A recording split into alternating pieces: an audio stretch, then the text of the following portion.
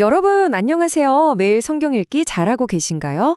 성경 통독을 쭉 해나가다 보면 왠지 턱 하고 막혀서 길을 잃기 쉬운 구간들이 있죠. 오늘 우리가 바로 그 중 하나인 역대 상하의 깊고 은혜로운 메시지를 파헤쳐 보려고 합니다. 이 시간들을 통해 여러분의 통독 생활이 훨씬 더 쉽고 풍성해지기를 기대하면서요. 자, 은혜로 다시 쓰는 하나님 나라. 지금 바로 시작해 볼까요? 아마 통독하시면서 제일 먼저 드는 가장 공감 가는 의문이 바로 이거일 거예요.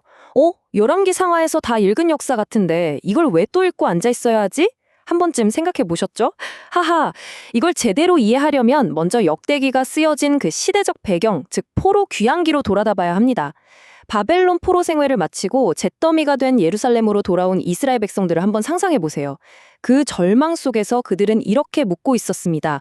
우리는 여전히 하나님의 선택받은 백성이 맞는 걸까? 우리한테 진짜 소망이라는 게 남아있나?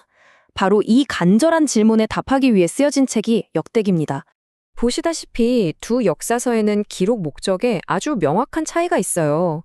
쉽게 말해서 열왕기가 선지자적 관점에서 이스라엘의 죄와 심판을 낱낱이 다루며 우리가 도대체 왜 망해서 포로로 끌려왔는가를 보여주는 뼈아픈 거울이라면요.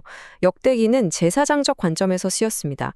하나님의 은혜, 언약, 그리고 성전의 초점을 딱 맞추면서 우리에게 아직 소망이 있는가라는 질문에 당연하지라고 대답해주는 미래를 위한 희망의 청사진인 거죠.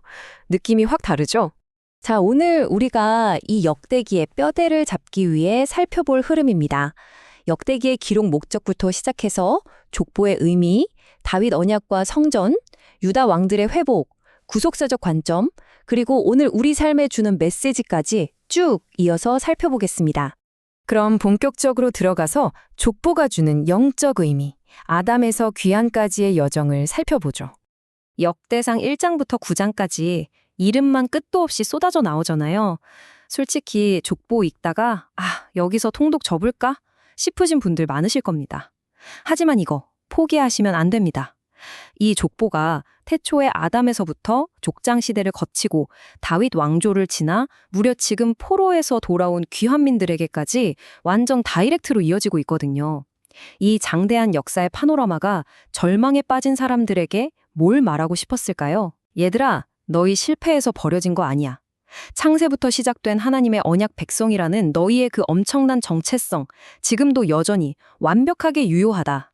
바로 이 강력한 위로의 메시지였던 겁니다. 족보의 산을 넘으셨다면 이제 다윗 언약과 성전 중심의 이상적인 왕권에 대해 살펴볼 차례입니다. 이름들의 향연을 지나면 저자의 시선이 다윗과 솔로몬에게 확 꽂히게 됩니다. 여기서 진짜 흥미로운 포인트가 뭔지 아세요?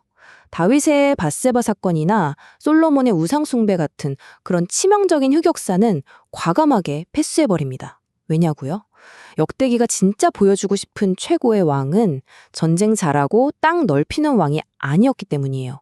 오직 언약 궤를 모시고 기쁨의 찬양을 회복하고 제대로 된 제사를 드리고 마침내 하나님의 성전을 건축하는 것, 즉 하나님을 향한 참된 예배를 확립하는 데 목숨을 건 왕이 가장 이상적인 왕이라는 걸 강조하고 싶었던 겁니다.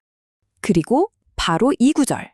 역대상 17장 14절이야말로 역대기 전체를 흔들림 없이 붙잡아주는 핵심 닷 같은 존재입니다. 하나님께서 다윗에게 주신 이 언약을 한번 보세요. 나라 다 잃고 멘탈이 바사삭 부서졌던 이스라엘 백성들에게 이게 얼마나 벅찬 소망이었겠습니까? 우리가 비록 처참하게 실패했을지라도 하나님의 나라는 영원하고 절대 흔들리지 않는 그분의 은혜 위에 굳건히 세워진다는 사실을 빵! 하고 선포하는 것이죠. 이어서 유다 왕들이 남긴 믿음의 유산과 예배 회복에 대해 보겠습니다. 솔로몬 이후에 나라가 반으로 쪼개지잖아요. 그런데 역대기는 쿨하게 북이스라엘은 쳐다보지도 않고 오직 남유다 왕들의 행적만 졸졸 따라갑니다. 특히 세 단계의 엄청난 영적 회복에 주목하는데요. 첫째, 위기 속에서 하나님만 전적으로 의지했던 아사와 여호사밧. 둘째, 굳게 닫혔던 성전문을 쾅 열어젖히고 감격스러운 유월절을 회복한 히스기야. 그리고 셋째, 성전에서 율법책을 발견하고 온 나라의 영적 대각성을 일으켰던 요시야입니다. 저자는 이들을 통해 명확한 메시지를 주는 거예요. 무너진 나라를 다시 세우는 유일한 매뉴얼은 바로 회개와 참된 예배의 회복뿐이다 라고 말이죠. 자, 이제 하이라이트입니다. 구속사로 읽는 역대기, 궁극적인 왕을 향한 시선입니다. 이 고대의 역사를 복음이라는 거대한 그림과 연결해 봐야겠죠. 구속사적 관점으로 성경을 본다는 건 이 모든 역사를 하나님의 완벽한 구원 계획이 펼쳐지는 과정으로 보는 겁니다. 이 안경을 딱 끼고 역대기를 보면 와, 진짜 놀라운 사실을 깨닫게 됩니다. 위대해 보였던 다윗 왕조나 그 화려했던 물리적 성전조차도 사실은 다 그림자에 불과했다는 거예요. 그럼 실체는 누구냐? 이 모든 역사는 우리의 완전한 성전이시자 영원한 왕이신 예수 그리스도를 완벽하게 가리키고 있는 겁니다. 그러니까 역대기는 그냥 뻔한 이스라엘 역사책이 아니라 예수 그리스도를 묘사하는 엄청난 신학적 마스터피스인 셈이죠. 마지막으로 이 말씀이 오늘 우리의 삶과 예배에 어떤 의미가 있는지 언약 백성으로 살기에 대해 나눠보겠습니다. 잿더미가 된 세상 속에서 내가 누군지 정체성을 찾아야만 했던 그 귀한 민들처럼 우리도 지금 이리저리 흔들리는 어지러운 세상 속에서 하늘 시민권자로 살아가고 있잖아요. 통독을 계속해 나가시면서 매일의 일상 가운데 이 질문을 꼭 한번 스스로에게 던져보셨으면 좋겠습니다.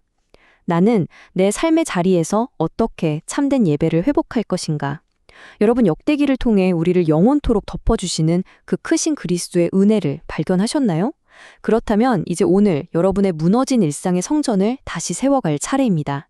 앞으로의 통독 여정에 하나님의 크신 은혜가 함께 하시길 응원합니다.